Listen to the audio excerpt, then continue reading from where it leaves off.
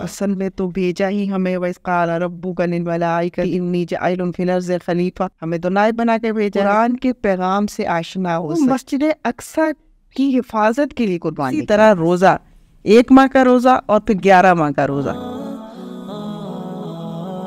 السلام علیکم، وعلیکم السلام۔ Welcome to the podcast doctor Humaira Tariq صاحبہ۔ اچھا، آپ یہ تو بتائیے کہ آپ کے نام کے آغاز میں ڈاکٹر ہے، تو کیا آپ بھی قوم کی نبض شناس ڈاکٹر ہیں؟ پہلی بات تو یہ کہ جو بھی فرد معاشرے کی اصلاح کے لیے اٹھتا ہے وہ نبض شناس تو ہوتا ہے، لیکن میں ویسے پیراڈول تک دینے والی ڈاکٹر نہیں، بلکہ میں نے اللہ کا فضل اور احسان ہے کہ حدیث میں PhD کی ہے، اس وجہ سے میرے نام کے ساتھ جو ہے وہ ڈاکٹر لگتا ہے۔ صحیح صحیح صحیح۔ اچھا، آپ کے سیکریٹری جنرل GI وومن بننے پر آپ کے گھر میں تو بہت سیلیبریشنز ہوئی ہوں گی۔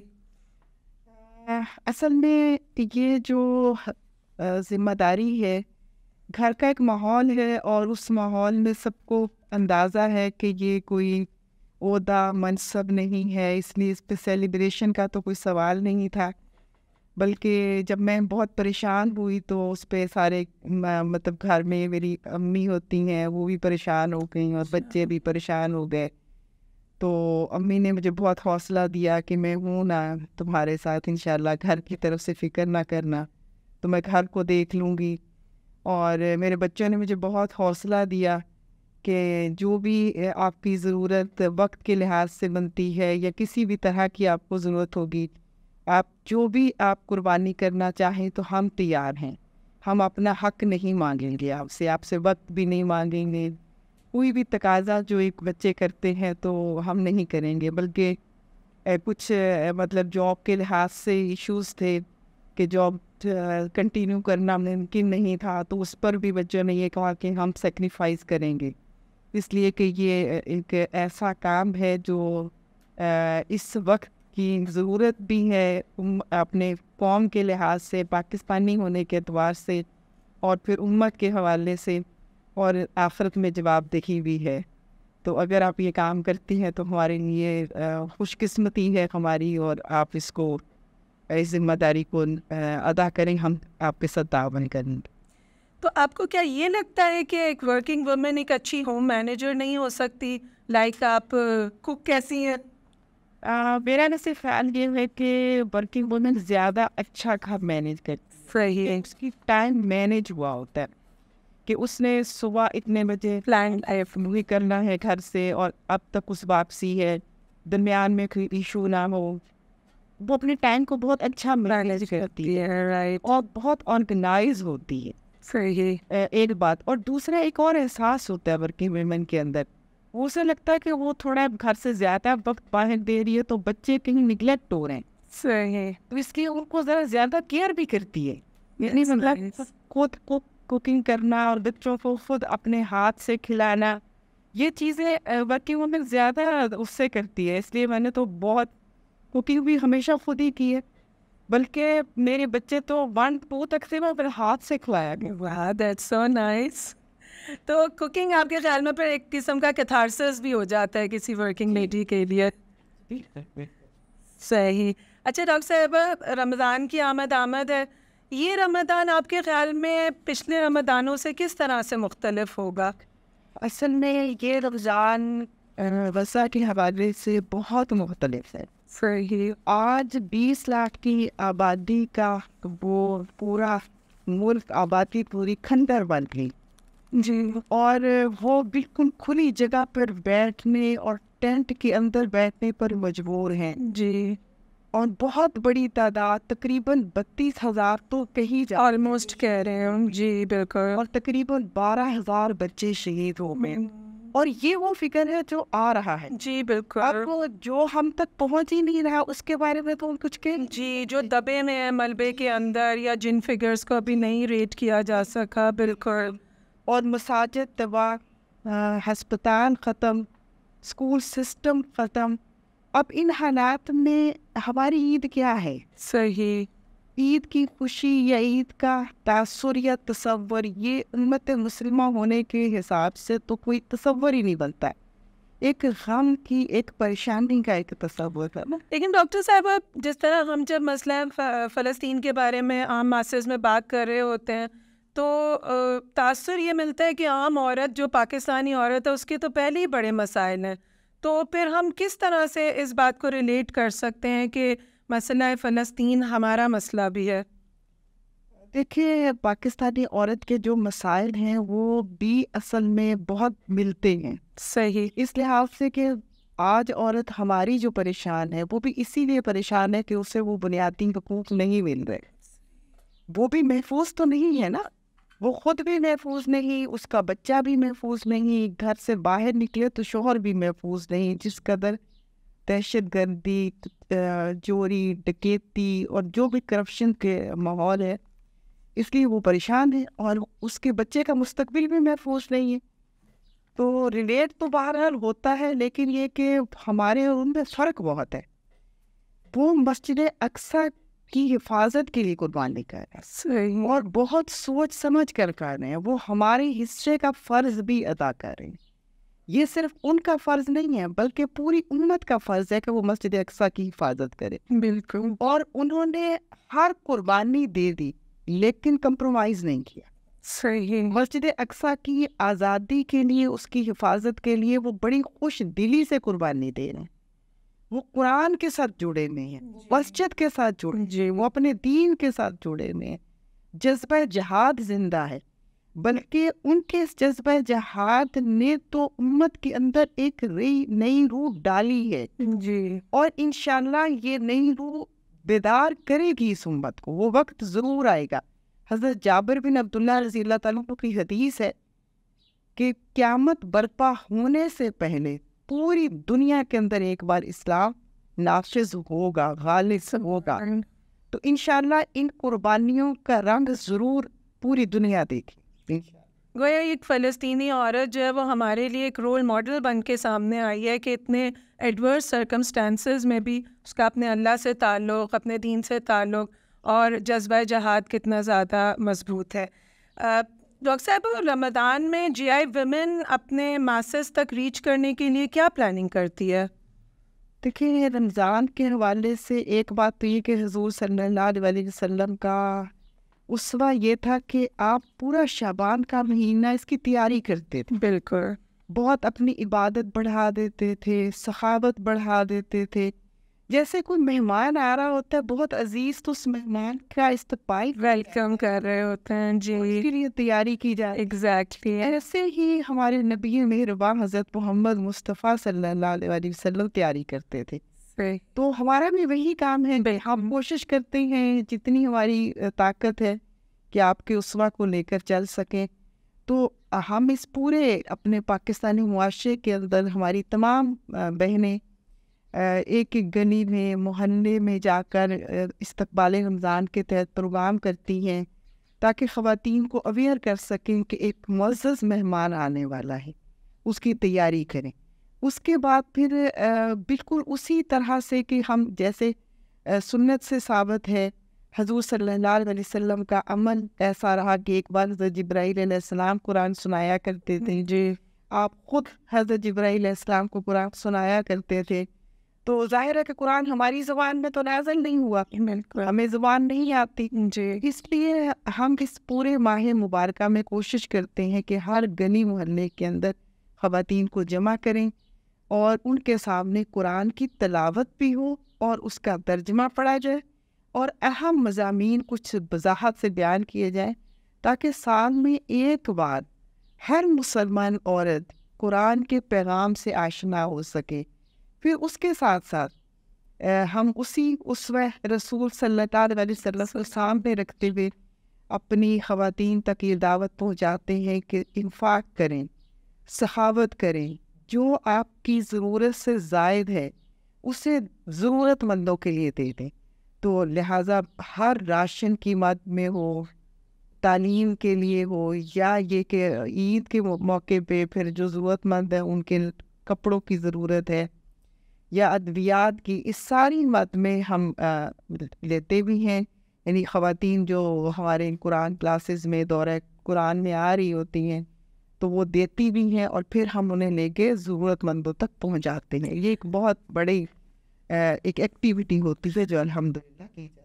مجھے آپ کی باتوں سے خاصی حیرت ہو رہی ہے کہ ابھی حالیہ انتخابات میں جس طرح سے ہم نے دیکھا کہ لوگوں نے جماعت اسلامی کو اس طرح سے ووٹس نہیں دیے، تو پھر بھی آپ لوگوں کی اتنی پرو ایکٹیو اسٹریٹجی ہے انہی افراد کے بارے میں، نہ صرف ان کی دینی اس میں ان کی خدمت کرنے کے لیے بلکہ ان کی رفائی کاموں کے لیے آپ لوگ پلان کر رہے ہیں، جیسا کہ ہم دیکھتے بھی ہیں آپ کے یہاں جو الخدمت کا کردار ہے. تو یہ بڑی حیرت انگیز بات ہے کہ آپ لوگوں نے پھر سے کمر کس لی. دیکھیے، جماعت اسلامی دراصل ایک ایسی آرگنائزیشن ہے جی کہ جس کا مقصد دین کا دفاع، دین کی حفاظت، دین کی اقامت ہے. اقامت کے لیے تو ریاست ضروری ہے، اقتدار ضروری، صحیح.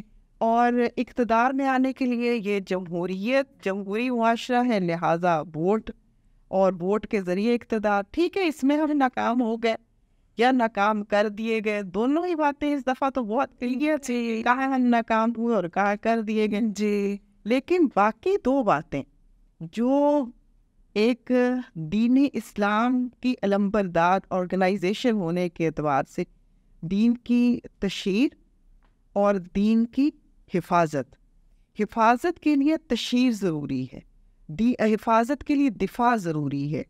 تو اسلامی تحریکیں یہ ہمیشہ کام کرتی رہی اور جماعت اسلامی بھی کرتی ہے. اسی مقصد کے لیے ہم اصلاح معاشرہ کا کام بھی کرتے ہیں، خدمت کا کام بھی کرتے ہیں، تبلیغ کا کام بھی کرتے ہیں اور تعلیم کا کام بھی کرتے ہیں. ہر طرح کا کام الحمدللہ جماعت اسلامی کا نیٹ ورک پورا موجود ہے اور ہر طبقہ فکر کے اندر موجود ہے. ہم اپنا کام کرتے رہے ہیں اور کرتے رہیں گے انشاءاللہ. چلیں ڈاکٹر صاحبہ، تھوڑی سی اب آپ کی پرسنل انفارمیشن بھی ہمارے پاس آنی چاہیے. آپ اپنے آپ کو 3 الفاظ میں ڈسکرائب کریں. بس 3 الفاظ میں تو یہی کہا جا سکتا ہے کہ اللہ تعالیٰ بہترین مسلمان بننے کی توفیق دے. اچھا، لیکن پھر بھی آپ اپنی کون سی اسٹرینتھس اور کون سی ویکنیسز سمجھتی ہیں جو آپ کی پرسنالٹی میں ہے؟ کوئی اسٹرینتھ آپ کی خاص ہو جس کو اب آپ سیکریٹری جنرل بننے کے بعد جس کو زیادہ سے زیادہ یوٹیلائز کریں گی؟ اچھا، مجھے یہ لگتا ہے کہ میں طبیعت مزاج میں نا حساس ہوں، لیکن دیکھنے والے کو لگتا ہے کہ بہت کیئر فری ہوں. اچھا، یہ تو ڈوئل پرسنالٹی ہے. وہ شاید اس لیے کہ مطلب بہت غصہ نہیں آتا، یعنی ایسا نہیں ہوتا کہ بہت زیادہ غصہ آئے، لیکن یہ کہ اپنے آپ کو تھوڑا لائٹ رکھنے کی کوشش کرتی ہوں. لگتا ہے جس طرح اقبال نے فرمایا تھا کہ وہ حلقہ یاراں تو پریشم کی طرح نرم، رمز کو باطل ہو تو فولاد مومن. چلیں، یہ تو اچھی بات ہے. اچھا، آپ کے بھی اتنا عرصہ آپ کو جماعت اسلامی کے اندر ہو گیا تو آپ کے بہت سارے خواب ہوں گے، اور اب آپ جب کہ سیکریٹری جنرل کے عہدے پر پہنچ چکی ہیں تو آپ سب سے پہلی تبدیلی کیا لانا چاہیں گی جی آئی ویمن میں؟ دیکھیے، ایک بات یہ کہ جماعت اسلامی ایک پورا شرعی نظام رکھتی ہے. فرد جو ہے وہ کسی بھی یعنی مطلب اچیومنٹ میں اس کا اکیلا کوئی کردار نہیں ہوتا ہے، یعنی پورا ایک ٹیم ورک ہے. اور دوسرا یہ کہ ہر آنے والا کوئی بھی ذمہ دار نئی حکمت عملی نہیں بناتا، بلکہ ایک پالیسی تیار ہوتی ہے، وہ اسے ہی لے کر آگے چلتا ہے. اس لیے یہاں مطلب نہ کوئی کسی فیلئر کا ذمہ دار ہے اور نہ ہی کسی چیز کی اچیومنٹ کا ذمہ دار ہے. پورا ایک شرعی نظام ہے، پورا ایک ٹیم ورک ہے جو اس کو لے کر آگے چلتے ہیں. باقی یہ کہ یہ پورے ایک چیلنجز ہیں اس انتخابات کے تناظر میں. جی، وہ چیلنجز پوری قیادت کے اوپر ہے، پوری شورا کے اوپر ہے، پورے جماعت اسلامی کے ارکان اور کارکنان کے اوپر ہے. تو ہم اس کے حوالے سے کچھ حکمت عملی تیار کر رہے ہیں کہ ہم ان چیلنجز سے نکل سکیں اور جو ایک حق بنتا ہے نمائندگی کا اس کو ادا کر سکیں. تو لوگ یہ جاننا چاہیں گے کہ اگر آپ نے اپنی کوئی پرسنل رائے دینی ہوتی ہے اس کے اندر، جس طرح کہ آپ بتا رہی ہیں کہ ایک شورائیت ہے، تو پھر کیا سلسلہ ہوتا ہے آپ کے یہاں اس میں آپ کے انٹرنلی، کہ اگر آپ یہ چاہ رہی ہیں کہ آپ کوئی بہتری لائیں اس جماعت کے اندر، تو پھر کیا میکینزم ہوگا اس کا؟ اس میں پورا ہر چیز सेट है ना, यानी मतलब हमारा एक शूरा का फोरम होता है, एक मंसूबा रखते हैं, सही। और वो मंसूबा बाहम डिस्कशन से जो है वो तय होता है। अच्छा, कोई फेवरेटिज्म नहीं है? जिस तरह हम दूसरी जमातों के अंदर तो देखते हैं कि किसी एक की बात को ज़्यादा अहमियत दे दी जाती है। एक्चुअली यहाँ सारी चीज़ें आपकी कारकर्दगी के ऊपर हो, सब यानी वो जो आपका शूरा में सेलेक्ट होके, वो भी इलेक्शन है ना, जो इलेक्ट होके आएगा वही इलेक्ट होके आएगा फर्द जिसकी आगे कोई कारकर्दगी, कोई खिदमत मौजूद हो, सही। और जो ग्राउंड पे हकीकत में ग्राउंड पे मौजूद होगा। और यहाँ हमारे यहाँ कोई कैंडिडेट नहीं होता, और जो कैंडिडेट होगा चाहे वो निज़ामत पे हो, चाहे अमारत पे हो, या चाहे शूरा के लिए, तो वो नाहिल हो जाएगा, यानी उसमें से निकाल दिया जाएगा। तो इसलिए यानी बेस ही बिल्कुल और बुनियादों पर खड़ी है, इस वजह से यहाँ इसका इम्कान नहीं है कोई फेवरेटिज्म होने का। वो आपकी अकाउंटेबिलिटी है, आपकी जमात का एक आम कारकुन भी कर सकता है। बिल्कुल बिल्कुल। देखें, ये That's nice. बड़ी मिसाल है हमारे यहाँ के, कोई भी आज तक अमीर जमात कोई इसमें से नहीं आए कि पहले अमीर जमात के बेटे थे। जी, मारूसियत नहीं है आपकी जमात में। इसी तरह मेरे से पहले जो दुर्दाना सिद्दीकी साहिबा थी वो कराची से थी। जी। तो अगर यही होता तो कम से कम अगली जो मतलब जो विमेन विंग की प्रेसिडेंट जो वहीं से होती। सही बात है। ठीक ठीक। डॉक्टर साहब, आप किस बात पर सबसे ज़्यादा जल्दी घबरा जाती हैं? कोई काम लेट हो रहा, बहुत ज़्यादा घबरा जाती हूँ। मतलब वक्त पे काम करने की बहुत ज़्यादा आदत है, अगर लेट होने लगे तो घबरा। अच्छा, यानी कि आप जो है वो अपनी हर चीज़ को बड़ा प्लान करके करती हैं, फिर इसका मतलब है। सही सही सही। अच्छा, आपका मुस्लिम उम्मा के बारे में क्या विजन है? देखिए, दीन जो आया है अल्लाह ताला ने असल में तो भेजा ही हमें, वइज़ रब्बुका लिल मलाइकति इन्नी जाइलुन फिल अर्ज़ि खलीफा, हमें तो नायब बना के भेजा है, और अल्लाह हाकम है, और अल्लाह ये चाहता है कि मेरे बंदे उम्मत जो है वो हुक्मरानी करे। और ये नेचर भी है, इंसानी तारीख के अंदर कोई ना कोई तो कौम सुपर पावर रही है। जैसे हम देखते हैं आज अमेरिका, इससे पहले रशिया था, इससे पहले, तो ये तो सिस्टम चलता रहा है। तो असल में तो सुपर पावर उसे होना चाहिए ना जो अल्लाह के दिए हुए निज़ाम के मुताबिक चले। तो उम्मत का तसव्वुर तो सुपर पावर ही का है, और उसे इस मकाम को हासिल करने के लिए जद्दोजहद करनी है। डॉक्टर साहब, आप GI वुमेन को 3 सालों में कहाँ देखना चाहेंगी? देखिए, एक तो मुझे ये लगता है कि हमारी तंजीम हल्की हो और मुअस्सर हो, एक बात तो मेरे जहन में बहुत ये क्लियर है। और दूसरी बात ये कि अल्हम्दुलिल्लाह पूरा इस वक्त पाकिस्तान जमात इस्लामी को पहचान रहा है, जमात इस्लामी की दावत को भी पहचान रहा है, और ये भी समझ चुका है, पूरी पाकिस्तानी अवाम अल्हम्दुलिल्लाह इस बात को समझ चुकी है कि ये मुखलिस भी हैं, ये आईने पाकिस्तान को फॉलो करने वाले भी हैं, और ये पाकिस्तानी अवाम और पाकिस्तान के वफादार और मुखलिस हैं। तो लिहाजा इंशाल्लाह अगले 3 सालों में हम ऐसी जगह पे खड़े होंगे इंशाल्लाह कि पाकिस्तानी अवाम हमारे पे पूरी तरह एतमाद करें और निज़ाम हमारे सपुर्द करने पर तैयार। आपको ये नहीं लगता कि जमात इस्लामी यूथ को उस तरह से अपने करीब लाने में कामयाब नहीं हो सकी है जिस तरह लाना चाहिए था? क्योंकि कहा जाता है कि पाकिस्तान की तो 70% जो आबादी है वो यूथ पर मुश्तमिल है, और हम अब देखते हैं कि दूसरी जमातों के अंदर भी यूथ जिस जमात के साथ होती है उसको बड़ी पजीराई मिलती है। तो आपका इसके बारे में क्या प्लान है? मतलब कोई आपने रोड मैप इसका भी बनाया? वैसे ये बात हमारे ज़ेरे गौर है, लेकिन ये एहसास मेरा ख्याल गलत है कि हमारे पास यूथ कम है। अच्छा। अगर हमारे इज्तमात को देखा जाए, हल्के की सतह पर हो या किसी डिस्ट्रिक्ट बेस पे या बड़े किसी भी, तो बहुत बड़ी तादाद हमारे पास यूथ की है अल्हम्दुलिल्लाह। और बल्कि जमात इस्लामी को तो ये क्रेडिट जाता है कि जमात पे तो बहुत बड़ी तादाद में यूथ एतमाद करती है। लेकिन ये एक अलग बात है कि जिस दर्जे पर मतलूब थी या जो नज़र आना चाहिए था, अब जैसे कराची में तो मीडिया ने भी जी, हाफिज़ नईम साहब के साथ तो हर पोलिंग कैंप के ऊपर रश था यूथ का। सही। अगर हम दीर में देखें, लोअर दीर में, अपर दीर में, मानसेहरा में, تو آپ کو وہاں کے پولنگ کیمپس کے اوپر یوتھ کا ایک رش، یعنی ایسا ڈیووٹیڈ یوتھ، ڈیووٹیڈ کارکن بہت بڑی تعداد میں موجود تھا. لیکن پورے پاکستان میں جو مطلوب ہے بہرحال اس میں مزید ضرورت ہے.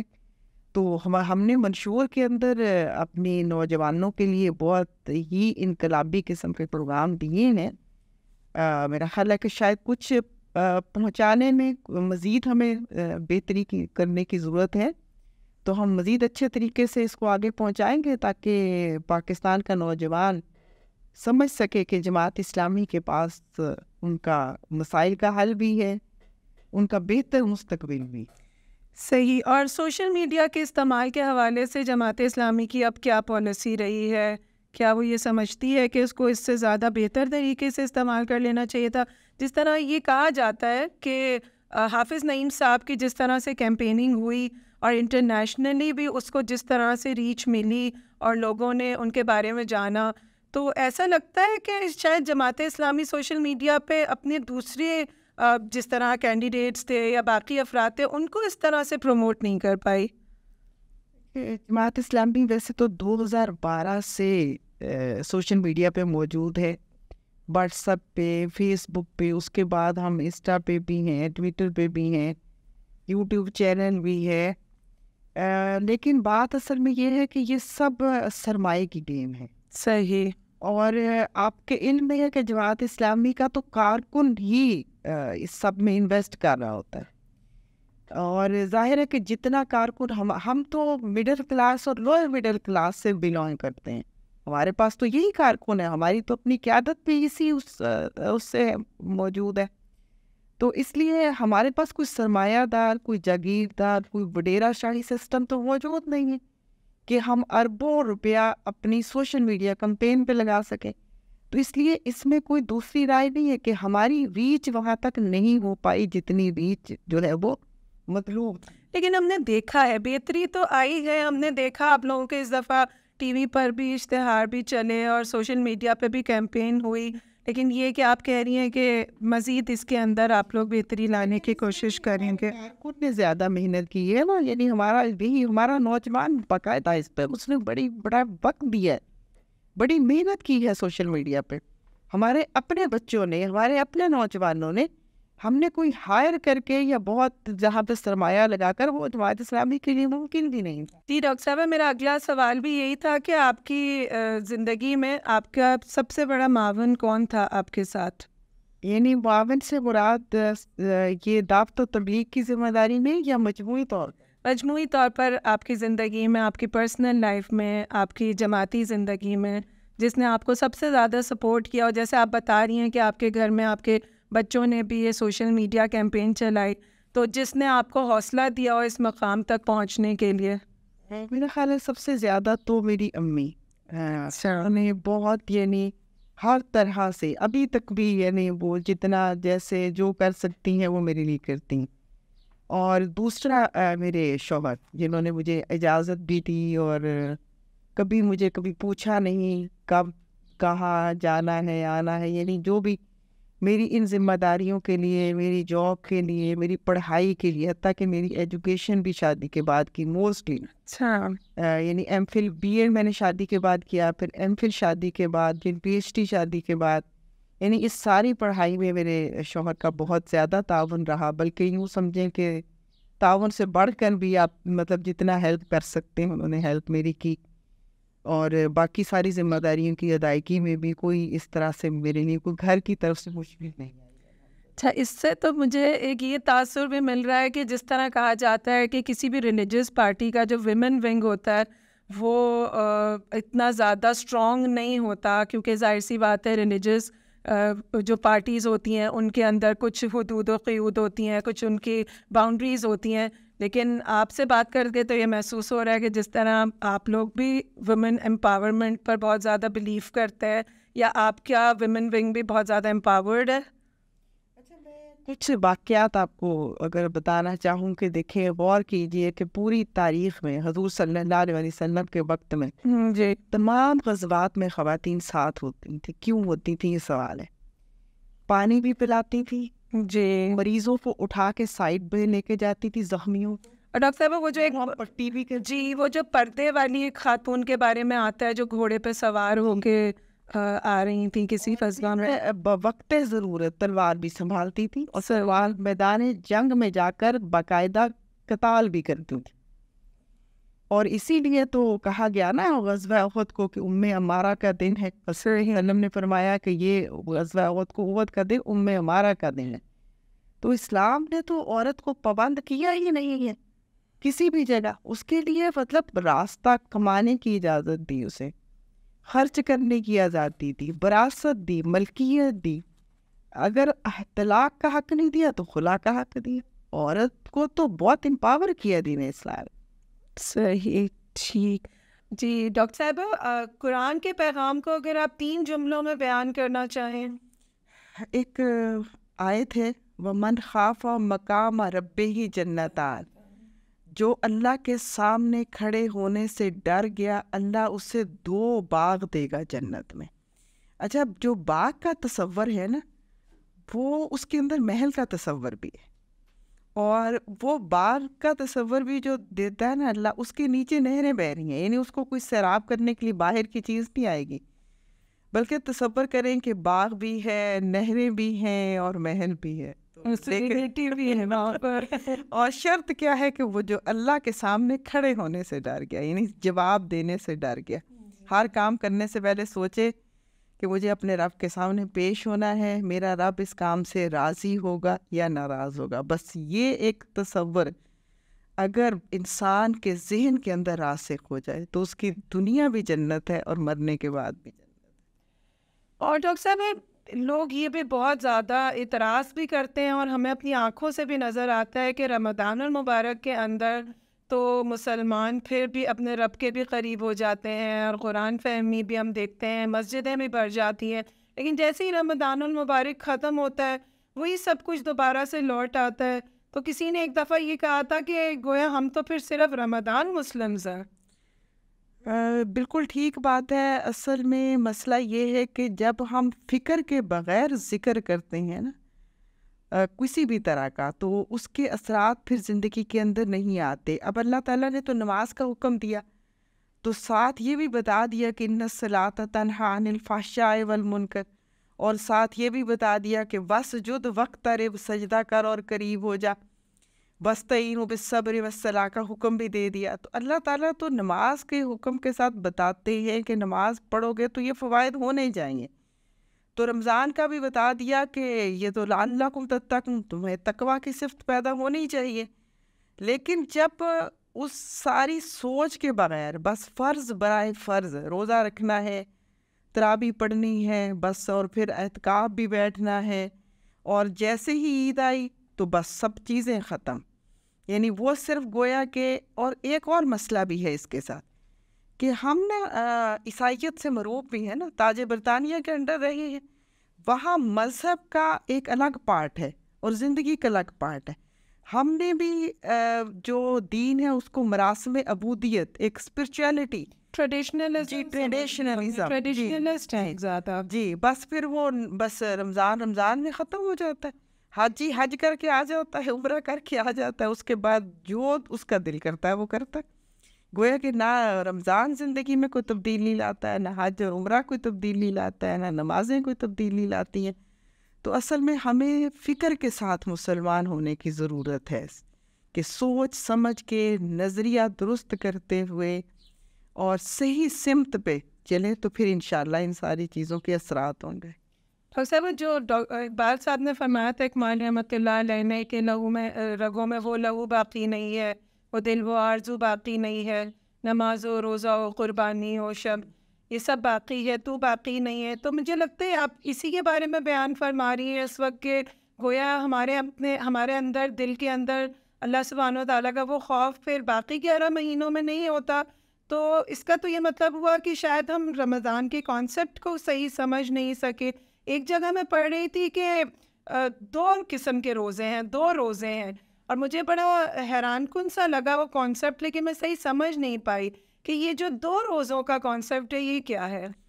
اصل میں جیسے جہاد اکبر اور جہاد اصغر کی بات ہے نا، اسی طرح پوری زندگی انسان کی اب پورے ہم 11 ماہ بھی زندگی میں بہت سارے وہ کام ہیں جو اللہ تعالیٰ نے حرام کیے ہیں اور ہمیں ان سے دور رہنا ہے. وہ گویا کہ اس سے روزہ ہی ہے کہ آپ نے چغلی نہیں کرنی, غیبت نہیں کرنی, حرام نہیں کھانا, کرپشن نہیں کرنی, ظلم نہیں کرنا, ان ساری چیزوں سے بچنا, اپنے نفس کے اوپر کنٹرول رکھنا. یہ نفس کا روزہ ہے اور یہ 11 ماہ تو برقرار رہتا ہے.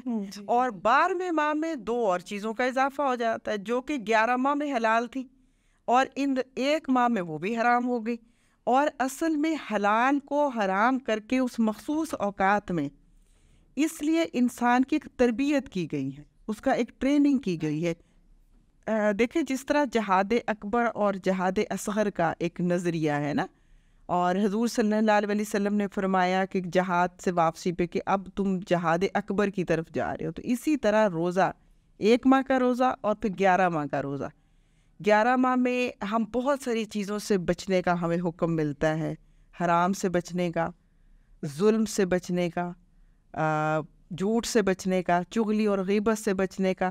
تو اسی طرح یہ پورے 11 ماہ حکم ہے. 12ویں ماہ میں کچھ حلال چیزوں کو بھی حرام کر دیا گیا اور وہ ہماری ٹریننگ کے لیے ہے کہ جب ہم مخصوص اوقات میں حلال سے بھی بچیں گے تو پھر باقی پورا سال ہم حرام سے کیوں کر نہیں بچ سکیں گے. تو دراصل یہ ہماری ٹریننگ کے لیے ہے کہ اگر اللہ تعالیٰ حکم دیتا ہے حلال سے بھی رک جاؤ تو رک جاؤ, اور جو چیزیں تمہارے لیے بے نفس سے ہی حرام کر دی گئی ہیں ان سے بھی رک جاؤ. تو لہٰذا پوری ٹریننگ ہماری اس کے ذریعے ہو جاتی ہے. اور دراصل یہ ایک نظام تربیت ہے کہ اس کے بعد اس پورے تربیت کے پروسیس سے گزرنے کے بعد بندہ اپنے رب کے سامنے جھک جائے, تابع دار ہو جائے. فرما مسلم کا تو مطلب ہی ہے کہ فرما بردار ہو گیا. تو لہٰذا یہ فرما برداری اختیار کرنے کی عملی تربیت ہے. اور اسی لیے اس کو سام کہا گیا. ڈاکٹر صاحبہ, جو کہ میں ایک جگہ پڑھ رہی تھی کہ سام سے نکلا, اور سام اس گھوڑے کو کہتے ہیں جو جنگ میں بھوکا پیاسا سدھایا جاتا ہے. تو گویا یہ 30 ڈے چیلنج ہے ہمارے لیے کہ ہم اس سے کچھ سیکھ کے اپنی باقی 11 مہینوں کی زندگی میں اپلائی کر سکیں. مجھے تو اس پہ نا وہ یاد آتی ہے ہماری فوج کی پریڈ, کہ جیسے وہ ایک دم اس کو سٹاپ کراتے ہیں تو وہ پوری کی پوری اتنی بڑی وہ جو ہے سب رک جاتے ہیں. یعنی اور رکتے بھی اس طریقے سے ہیں کہ ایک ہی ردم کے ساتھ, اور جب چلنے کا حکم ہوتا ہے تو ایک ہی ردم کے ساتھ. بلکہ میں ایک جگہ ایئر فورس والوں کا سن رہی تھی کہ مطلب جیسے ہی فلائی کرنا ہے تو وہ اپنی ایک مخصوص جگہ پہ بیٹھتے ہیں, تو وہاں سے اٹھ کے فلائی کرنے میں ٹوٹل 2 منٹ کی ٹریننگ ہوتی ہے. 2 منٹ کے اندر, کیونکہ ظاہر اگر انہوں نے اٹیک کرنا ہے تو یہ 2 منٹ سے زیادہ تو ان کے پاس پاسبل ہی نہیں. تو دراصل اللہ تعالیٰ کے ہم بھی سپاہی ہیں. اللہ ہماری ٹریننگ کر رہا ہے کہ میرے بندے جب میں کہوں رک جائے اور جب میں کہوں چل پڑے. جہاں کہا گیا کھا لو وہاں کھا لو, جہاں کہا گیا بھوکے رہ لو, کیونکہ اسی کی رضا کے ہیں. اسی لیے تو وہ حدیث قدسی ہے نا کہ الصوم لی, روزہ میرے لیے ہے, وہ عاجزی بھی, اور میں ہی اس کی جزا دوں گا. جی, اور ایک جگہ میں پڑھی تھی کہ اس کا مطلب یہ بھی کہا جاتا ہے کہ میں ہی اس کی جزا ہوں. جی بالکل بالکل, ظاہر ہے جسے خدا مل گیا تو مل گیا. جی ٹھیک. آپ کی زندگی کا سب سے مشکل فیصلہ کون سا تھا؟ میرا خیال ہے سب سے مشکل فیصلہ اس ذمہ داری کو اٹھانا, جس میں مجھے ابھی بھی کبھی کبھی لگتا ہے کہ اس کو اٹھا کے صحیح کیا یا نہیں کیا. اچھا صحیح. اچھا, کچھ شعر و شاعری کی بات ہو جائے. اقبال اور رومی کو کتنا آپ مددگار سمجھتی ہیں اپنے سارے مشن میں, یا سمجھے قرآن فہمی میں کتنا بڑا کردار ہے ان دونوں شعراء کا؟ دیکھیے مولانا رومی نے جس وقت ان کا جو پیریڈ ہے نا, ایک طرف صلیبی جنگی, دوسری طرف چنگیزی اور سقوط بغداد, جی یہ ایک بڑا امت کے اوپر مشکل کریٹیکل پیریڈ تھا. مولانا رومی کی اپنی زندگی کے بھی 2 پیریڈ ہیں. شروع میں تو وہ ایک علم الکلام اور فقہ اس پہ مہارت, پھر جب وہ شاہ شمس تبریز رحمۃ اللہ علیہ سے ملتے ہیں اس کے بعد پھر تصوف. 50,000 اشعار جو ہیں وہ ان کے سمجھے متاثر ہو کر انہوں نے کہے ہیں. لیکن ان کا جو صوفیانہ نظریہ ہے وہ بالکل عرب و عجم مشرق و مغرب سب سے بالا ہے، یعنی ساری قیود سے باہر ہے، اور یہی وجہ ہے کہ علامہ اقبال انہیں اپنا استاد مانتے ہیں اور بہت ہی متاثر ہیں۔ اسی لیے تو علامہ اقبال نے کہا کہ نہ اٹھا پھر کوئی رومی عجم کے لالا زاروں سے، وہی آب و گل اعراب وہی تبریز ہے ساکن۔ یعنی یہ تو انہوں نے خود اعتراف مطلب اظہار کیا کہ اس کے بعد کوئی رومی اٹھا ہی نہیں نا۔ تو اور ایک چیز ہمیں جو بہت مماثلت ملتی ہے دونوں کے نظریات میں، دونوں یہ سمجھتے ہیں کہ اگر قرآن کو پکڑو گے تو ترقی کرو گے، اور دونوں یہ بات سمجھتے ہیں کہ جب اپنی روح کو اس ساری غلاظتوں سے اور دنیا کی محبت سے پاک کر دو گے تو اس مقام تک پہنچو گے کہ جس مقام پر اللہ نے تمہیں فائز۔ جی ڈاکٹر صاحبہ، میں خود ابھی پچھلے دنوں اقبال کے فلسفہ خودی کے بارے میں جاننا چاہ رہی تھی کہ اس کا ماخذ کہاں سے ہے، تو مجھے بھی بڑا حیرت انگیز ایک واقعہ ملا۔ غالباً نذیر نیازی صاحب کے بارے میں کہا جاتا ہے کہ جب انہوں نے اقبال رحمۃ اللہ علیہ سے یہ بات معلوم کی اور پھر اقبال رحمۃ اللہ علیہ نے ان کو اگلے دن بلایا اور وہ بڑا ایکسائٹیڈ ہو کے گئے کہ آج تو مجھے اس کے بارے میں بڑا کوئی لمبا چوڑا فلسفہ پتہ چلے گا، لیکن حیرت انگیز طور پر ڈاکٹر اقبال نے ان کو کہا کہ آپ قرآن لے کر آئیں، اور انہوں نے سورہ حشر کی جو آخری آیات ہیں اس کے اندر سے فلسفہ خودی کو بیان کیا۔ تو اس کا تو یہ مطلب ہوا کہ اگر ہم نے قرآن کو بھی سمجھنا ہے، حدیث کو بھی سمجھنا ہے، تو ہمارے لیے اقبال کی شاعری بہت بڑا معاون ثابت ہو سکتی ہے۔ جی بالکل، اس میں کوئی شک نہیں ہے کہ جو بھی علامہ اقبال کی شاعری کو پڑھتا ہے وہ یہ سمجھتا ہے کہ ان کی شاعری قرآن ہی سے ماسن سے۔ بالکل، یہ بہت تشریف آج کے دور کے وہ پھر اس لیے جو ہے وہ بہت بڑے ایک انقلابی شخصیت کہی جا سکتی ہیں۔ ڈاکٹر صاحبہ، مجھے آپ کون سی کتاب پڑھنے کا مشورہ دیں گی آج؟ دیکھیے، مجھے یہ لگتا ہے کہ اس وقت میں جو دور دجل ہے، کچھ چیزیں تو ایسی ہیں کہ جیسے جو سنتیں ہیں ان کو فرائض کا درجہ دے دیا گیا، جو فرائض ہیں ان کو چھوڑ دیا گیا۔